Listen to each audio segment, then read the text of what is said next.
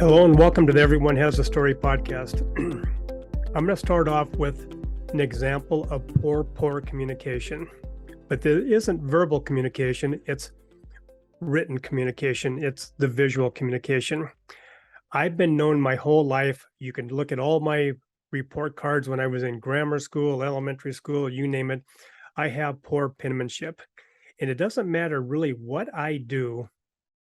I can take my time, I can just do everything the way I was taught, but it's still just hard to read. Even sometimes I can read my own writing.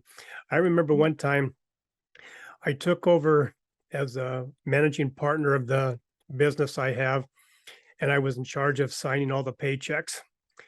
And I remember one day the club got a call from the bank asking if we could verify a check to an employee, a payroll check. And they said, we just don't really recognize the signature.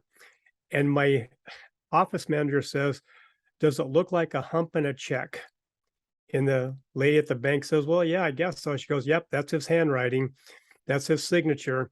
So now my signature has been known as a hump in a check. Well, you thought that would have made me, if anything else, do something different with my check writing abilities, right? And my signature on it. So about a year later, I'm buying a house. And when you buy a house, you have to fill out and sign like 300 different forms just to get the darn mortgage and the liens and all that kind of stuff up against the title and everything. And so about 4 days after I signed all the documents, I was sent an attachment, an affidavit proving that that was my signature. And so I took it from then on that, you know what, my mom and dad always wanted to have a doctor in the family, and all they got was the handwriting, because that's all I could give them. But anyway, the fact is that a lot of business shouldn't be really, done because of a good handwriting or good written skills or anything like that, but it is. And so many times today, we, as business owners, we don't take our time to really do what matters. And I'm not going to say that signatures always matter, but the fact of the matter is that you should give some, just show some respect to your employees that have to read your handwritten notes, unless you want to just type all day. And so talking about that, that's what we're going to talk about today is visual communications. But we're not going to just talk about Roger's lousy handwriting. We're going to show you a new way to really think about visual communication, because I have to tell you, this is really special. And, I have a lot of reasons to call it special, but at the same time, it's something that we should all think about when we're trying to really communicate with our employees, communicate with our customers, communicate with just the potential market in general. But with me today is Ann English. Ann, welcome. Hi. Hello, Roger. I'm glad that you're my guest speaker today, because I want to really just thank you for being a friend and a guest speaker, but also for what you do. And we'll come to that a little bit later here. But anyway, Ann is the founder of Create Intrigue, which you got to love the name, but she's also a consultant of visual communication. And that's really what we're going to talk about today. So Ann, anything else that we need to know about Ann before we get into the podcast?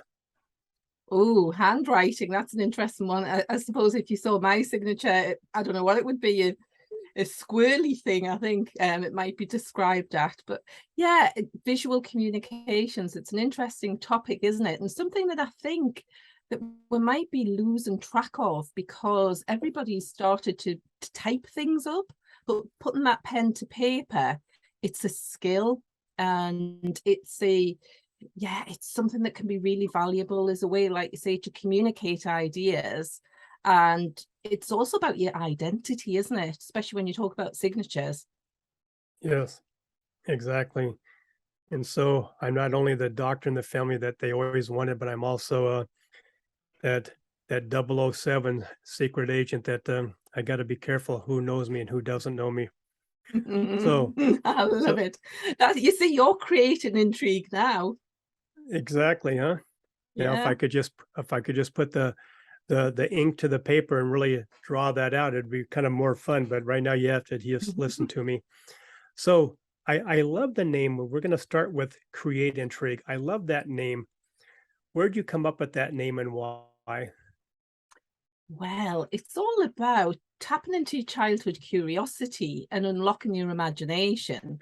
So, what sums up what I do? It's I suppose create intrigue. What does that mean? Well, it can mean anything that you want it to mean, your own interpretation of that.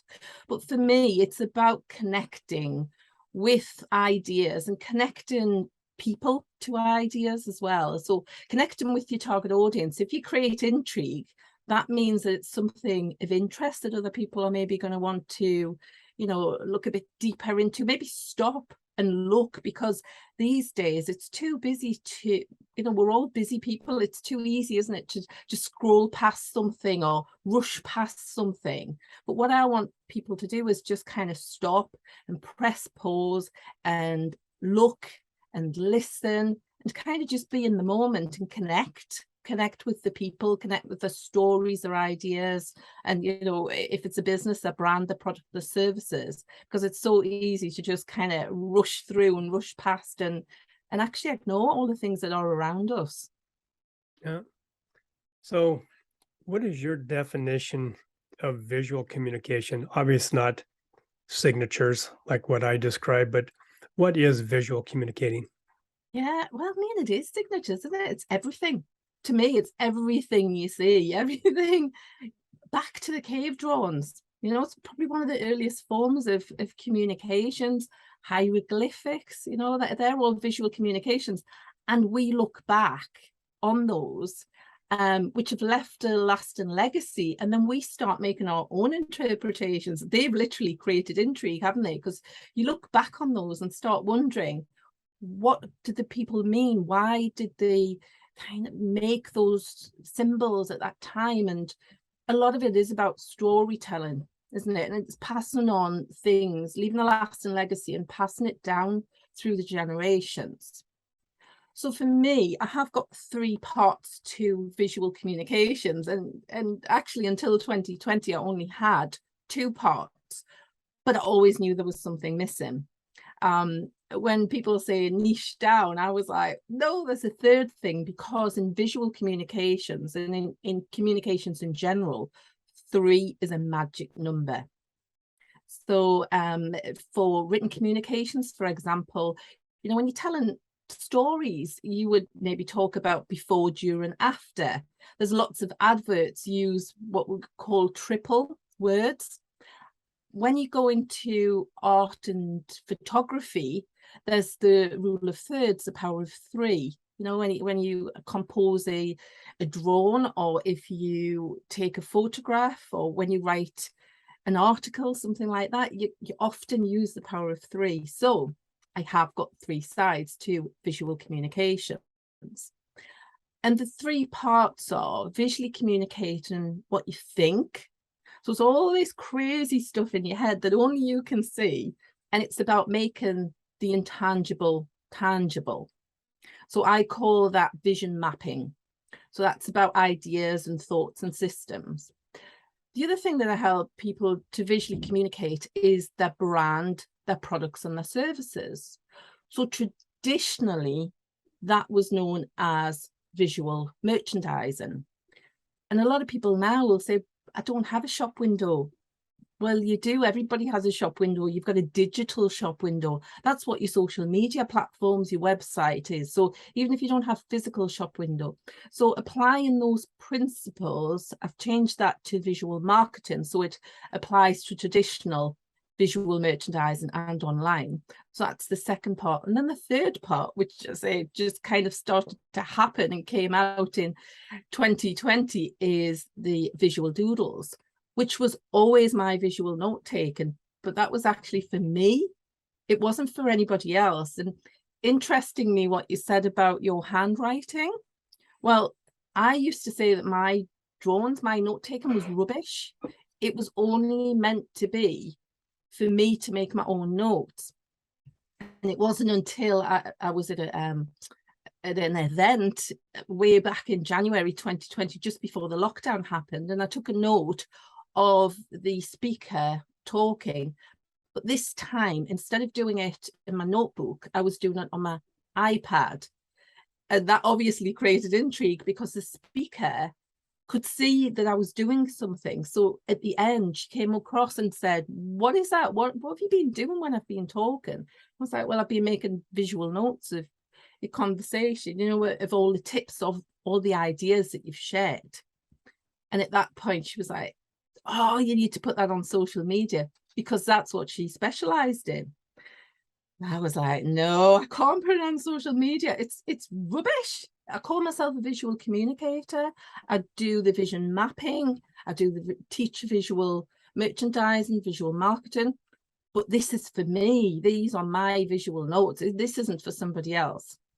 So she persuaded me to put it out there. And somebody that I love work is Brené Brown, and she talks about vulnerability. She's got a fantastic TEDx talk.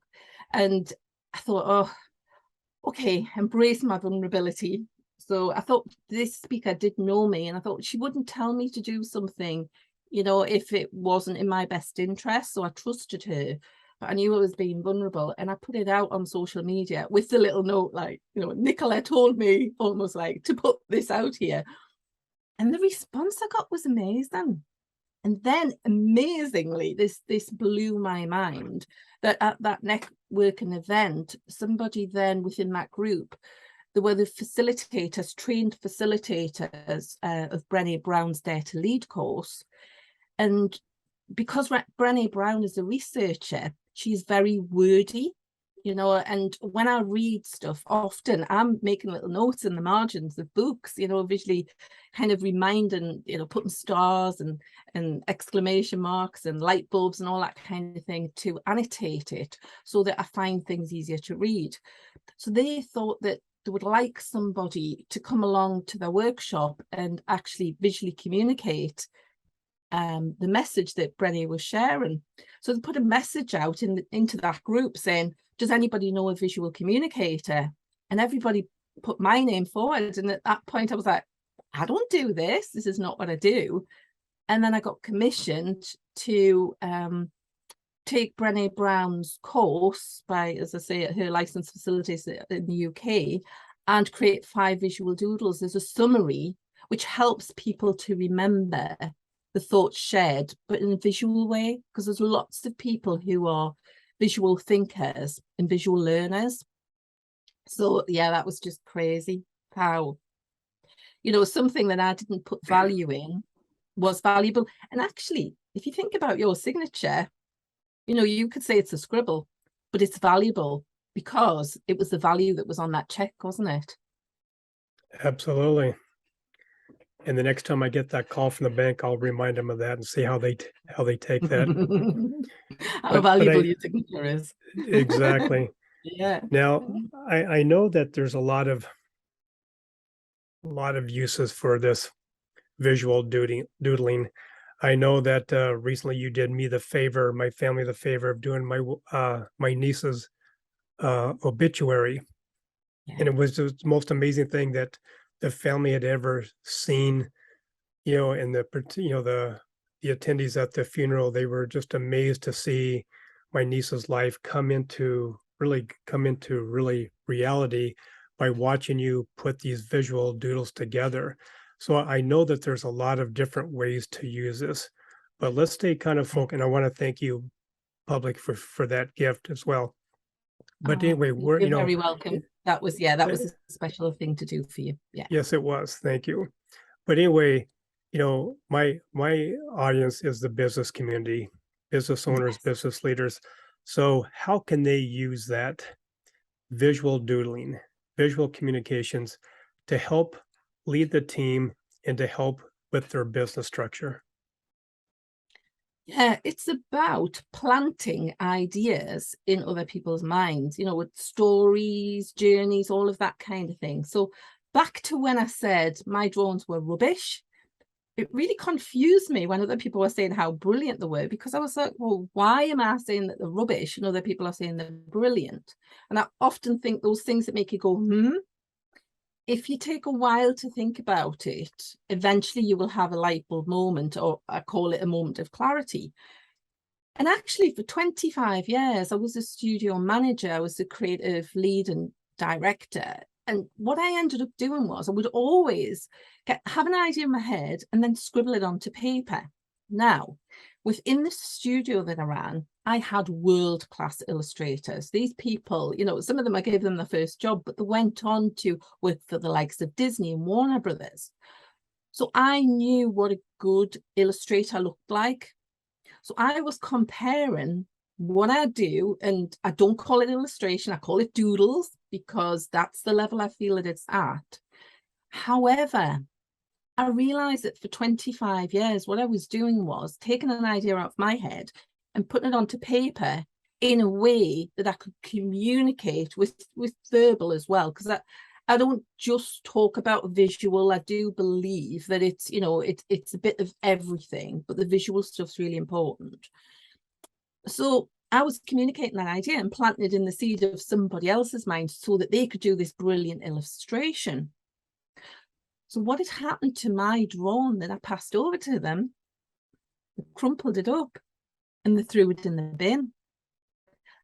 So I had that light bulb moment where I thought, wow, I'm calling it rubbish, because it did end up as rubbish. It ended up in the bin. But the value of it was being able to share an idea with other people on the team. And then what we used to do was, because we used to do Christmas displays for 25 years, I used to do that in shopping centres. So we'd always start with a map or a plan of the shopping centre, because I believe maps and plans are so important. They bridge the gap between the world of the imagination and the real world. And they can also give you insights into real and imaginary worlds. So if you think about it, if you're going to go on a journey, if you're going to build something or create something, you often start with a map or a plan. And what that is doing, you know, you might, if you're going to build a house, for example, you might engage an architect, and they start then asking you about your ideas, and then they take something intangible out of your mind, and then they create something tangible that they can share with you, but then they can share with the other people on the team that are going to make that a reality. So I believe through visual communications, what you can do is you can get people, kind of rally your team, the people that are going to make it happen, because you can't do any of this by yourself. You know, you need a team of people to build or create anything. And by visually communicating it, they can then see what you can see in your head, and then they can add their ideas to that. So it is part of that team building exercise. Yeah, so it's really, really important. So you're now talking about more than one individual here. So Yeah. how do you get the team fully on board with this type of direction from the leadership down? Yeah. Well, I used to be a team leader when I used to do Christmas decorations in shopping centres for 25 years, and taking them from an idea all the way through to being in the middle of the night in the shopping centre, having organised the access equipment, the power supplies and stuff like that. So I'm not just a creative, I do have the practical side. But at the beginning of that shift, I would show the people on the team what we were going to achieve. So I would show them plans of where everything was going to go. And then I would also show them illustrations of what the vision looked like. Because of course you're going to have problems along that route. It's not going to be, it doesn't matter how much you plan it, things will go wrong. But if you've got a shared vision and you know what you're all aiming towards, you can then come up with creative solutions and come up with creative ideas. So I see things like that as being, you know, roadblocks along the journey, but I don't mind roadblocks, because I think collectively, you know, this thing that you can't see called ideas, that's when as a team we can be really strong together, because, you know, one idea can build on a different idea and you can look at it from different perspectives and different angles. And then all of a sudden you've got a solution to a problem roadblock, and there's either, you know, it's a bit like their hunt. You either go over it or under it or around it or kind of just knock it down, but there's always a way. Yeah. So I'm, as a business consultant, business owner, I rely heavily on our company mission statement, company vision statement, and then really what connects it to is the brand promise. So how would your vision board, your doodle art work with this scenario if you're trying to help a company, as what you just said, to show them the vision, to starting with the mission statement all the way through the brand promise to the vision statement? How would that look on this Yeah. particular idea? So I think there's two ways that you can do that, and certainly two ways I've done that. So with a visual doodle, for me, it's about taking people on a journey. So, you know, where do you start? If you're a consultant, for example, or a business that, especially if you're a service-based business, where are you taking people from to? What's the route that you're taking them along, and kind of the check-in points along that journey? So you can visually communicate that, not just to your customers, but also to the people that are part of that journey as well. So you can do that through the visual doodles. However, there's another way that I do that, through the vision mapping process. So for me, I believe that ideas don't float up here. They can float up here. And, you know, that's what I'm here for, is to stop ideas from dying too soon. Because if they're living up here and they float up here, they can float off. They can be forgotten about. I mean, have you ever had an idea that you thought, wow, that was brilliant, and then a little while later you've thought, oh, what's that brilliant idea that I had? And you've just lost it. Or you might not take action on an idea, and then you see something that somebody else has created, and you go, oh, I had that idea, but you didn't do anything with it. So when I create, through my vision mapping process, which is a bit like mind mapping, I create vision trees. So with ideas, is this kind of stuff that's in your head, I always plant those like seeds at the bottom to grow roots down. And I start categorizing ideas. So often when I do that, it is kind of a form of coaching with somebody, you know, because you're asking them. I've done it with teams where post-it notes have come on the table, and, you know, it's about getting it out of your mind and onto paper, and then sorting it out and categorizing it. So then you can start to see threads, and you can see patterns, and you can see, you know, how things are connected and what the bigger picture looks like. So then from the ideas and from the vision, what grows out of that is your brand, your products, your services, the people who are on that journey with you, your tools and techniques. I believe that above ground is the practical stuff, and below ground is the imaginative stuff. And then the little watering can, you know, the thing that's going to water that is things like research and time, you know, adding all of that kind of thing, energy into the mix to make these things become a reality. So I've done that with businesses, and it was actually clients reflecting back to me. So the first time I would say, keep this vision map somewhere where you can see it, maybe on your desktop. And the first client that framed it, that blew my mind, because I was like, you framed it and put it on a wall, because I didn't see the value in it that he saw in it. And he said, well, of course, it's the history of my company. And then another client said, well, it's a visual business plan. It belongs on the wall, not in the desk. And then another client, because there's always three things that I, you know, three stories here. Yeah, the third client said to me, it's the DNA of my business. So often a lot of businesses might have a structure, you know, where they've got the hierarchy, a bit like the family tree. Well, that tells you who reports to who, but it doesn't give you the big picture of what the business looks like. So these businesses that I've worked with, when they get new people on board, they can share that vision and say, well, this is where we're heading. What they've also done is, one of the guys I worked with, he uses this before he goes on a new journey with his vision. So he's got his tree with all these branches of products and services. And more recently, he's literally chopped down loads of those branches and decided just to focus on one thing. And he called it like a visual stock take. So he literally, you can step back and see the big picture, but then you can focus in on the detail, and you can decide, you can make decisions visually around this stand and around this tree of what your business looks like, rather than pages and pages of kind of reports and numbers. I'm not saying that's not important, but just unlocks a different way of thinking in people, you know, unlocks imagination and their curiosity. So walk us through the process. My company hires you to help them with this direction, this mapping out of the whole process. How Yeah. does that work? How would that work with you and your client? Okay.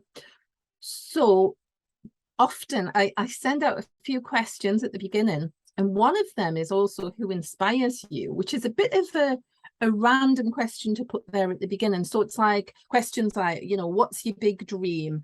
What's stopping you? Where are you at? That kind of thing. And it can be one-to-one, you know, depending on who's leading the team, or it can be a group thing. The group thing works fine as long as everybody's kind of like focused on the same vision, you know, so it's got to be around a subject, you know, like a category or something like that, so that everybody's focused in on that thing. So yeah, first of all, I would ask them, and then I would create an outline vision tree, which I've created a template for because I know what that looks like. And then we go into flow. So start conversations and I ask them questions. And the interesting thing is that I can pick up, you know, these visual communication things. I can tell sometimes by just people's body language what's working and what's not. So when lockdown came, I used to do this in person, and it was like, can I do this remotely? But actually, through this, the power of Zoom, I can. Much more difficult to do it if I could just hear them. Although when I do the doodles, I do like to listen to people because I can almost kind of see what people say. But by seeing people's reactions, so when I work with people, I might go, oh, blah, blah, it's this, it's that, and I was like, tell me about this, and then I might say, well, tell me more about that, and they go, ooh, and you can see that the start, you know, the whole body language change and the light up. And then I'll say, oh, shall we just explore that a bit more? And then we'll go down that route. So often my first thing isn't to deal with the problems and the kind of the roadblocks and all of that. It's like, let's dream big. Let's go back to that childhood curiosity when we used to daydream, and we might have doodled in our notebooks and we might have done a doodle, but then somebody might have said to us, stop daydreaming. What are you doing?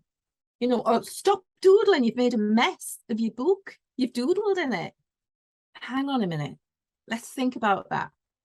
Why does a child daydream? Why does a child doodle in their book? I think there must be clues there. I'm not a researcher, so I'm sure that there's kind of wise people that can tell us exactly why that happens. All I know is, because I work very much with intuition, that that's something we naturally do. So getting people together and start to unlock that, you know, and being able to visually communicate these ideas and the structure and, you know, everybody to kind of contribute towards that and the big vision, it's just so valuable. And I think it's a lost skill that go back to the caves, go back to the Egyptians, you know, we're doing it then, but now I think we're too quick to start sitting there like this and just typing up messages and emails and things, you know, get flung backwards between people. But if you've got to put pen to paper, you often will think maybe a bit deeper about what it is that you do. And there is something magical that happens between your mind and your hand. It's called thinking through your hand. And I've done Lego Serious Play before, and Lego's done a lot of research into this. And there's actually kind of like, you know, something happens when you, between taking it out of your head and putting it onto paper, there's power in that idea. breathing life into that idea. Well, I think those are the magic words, breathing life into the idea, because I've seen a lot of business owners, a lot of team leaders just really have trouble connecting and putting life to their ideas. And sometimes, I almost want to just go get or dial 911 or get you know, the defibrillator to get, to spark some life into that room, because you can just tell that they're just never on the same page. And this seems like a pretty simple process to help identify and get visually Yeah. everybody on the same page, which right now, when you hear what's going on in the real world of business out there and the great resignation, I keep bringing that stupid word up because I keep hearing it 100 times a day, that, something as simple as this might be that fun component, that visual component to get everybody back on the same page. And so they're not left on that desert island, and not really having any idea how they're going to survive.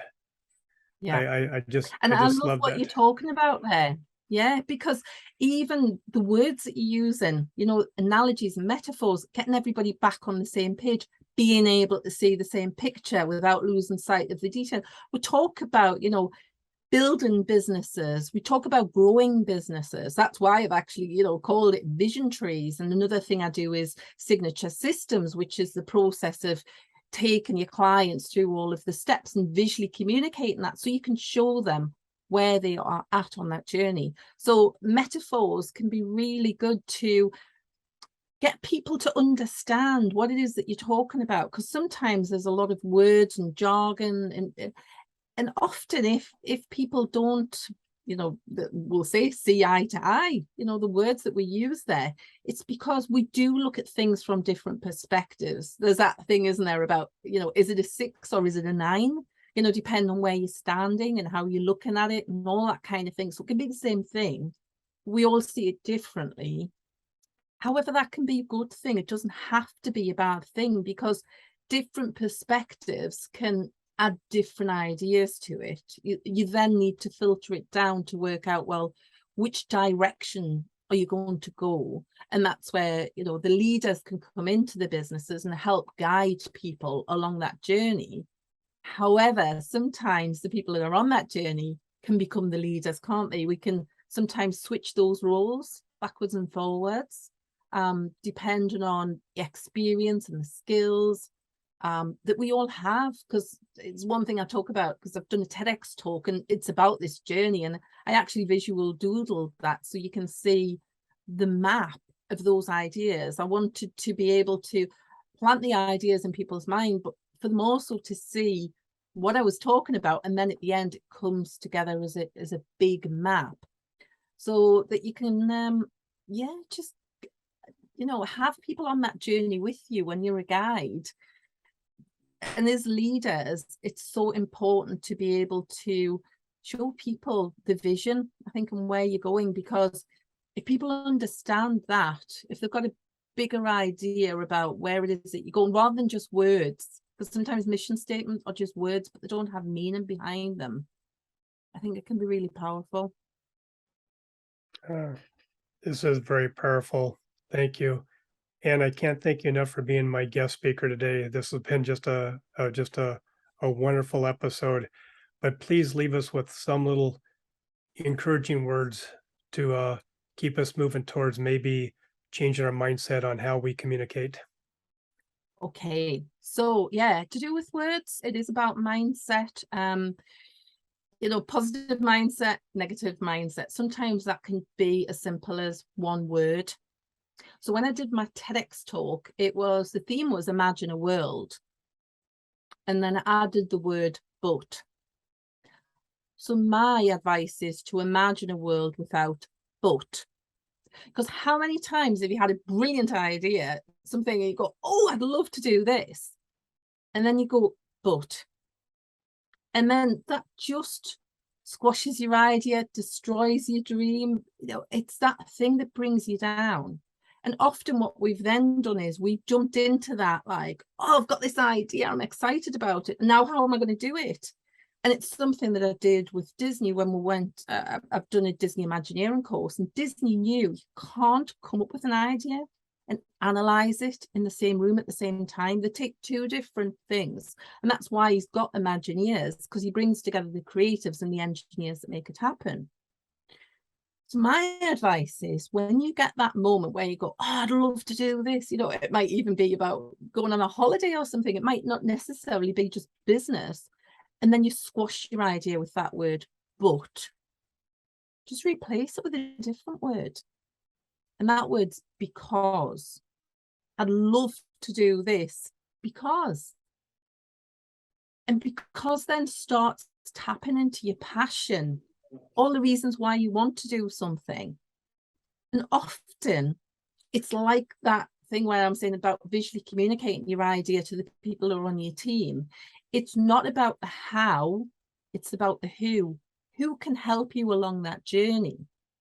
So when you've got that idea out of your head and you've gone, I'd love to do this because, and you're tapping into your passion and you're being more kind of planting that idea. I talk about, you know, drowning your ideas in the sea of negativity or planting them in the land of possibility.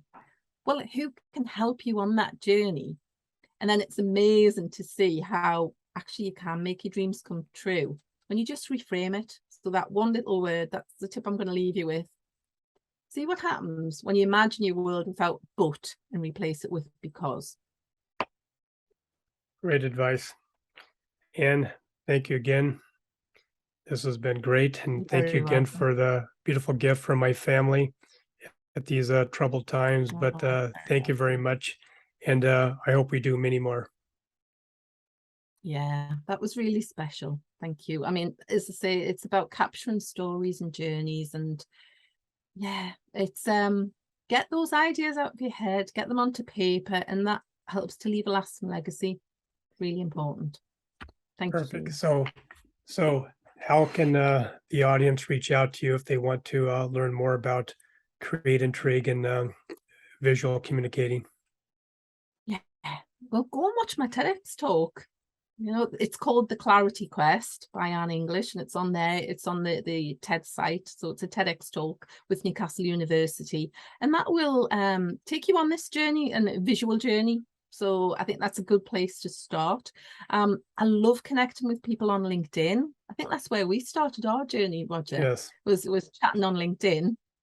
I'm on social media at Create Intrigue. So you can find me on Instagram and Facebook.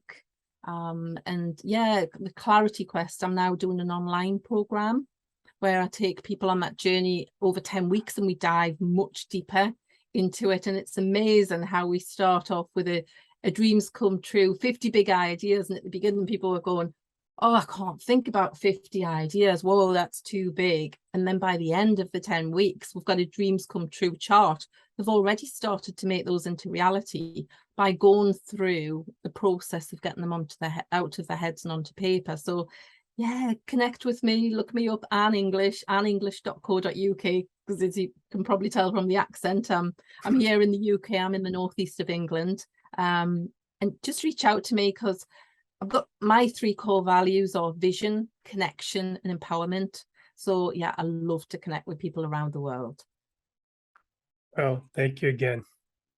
Thank you. My podcast wouldn't be the same if it wasn't for my sponsors and my great supporters.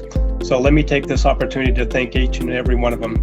First of all, I want to thank Rebecca at Custom Bookkeeping and Accounting, delivering trustworthy bookkeeping services since 2003. Dave and Dara at Virtues Matter, making this world a much happier place to be with their Virtues card apps, coaching, and workshops. Stephen at Buller Accounting, giving business owners depth and insight to their numbers. Eric and his team at Ivy Cat Web Design, the real superheroes of web development and design. Jennifer and Jean at the Seavers Real Estate Team, serving Pierce and Kitsap counties with their home buying and selling needs.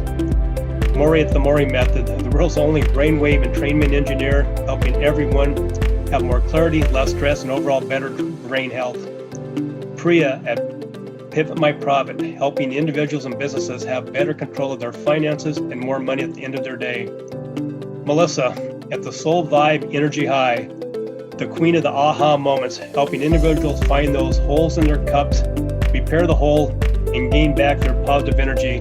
And finally, Rick at West Sound Recording, you talk, they do all the rest. Thank you, Rick, for all your efforts with the production and editing of my podcast.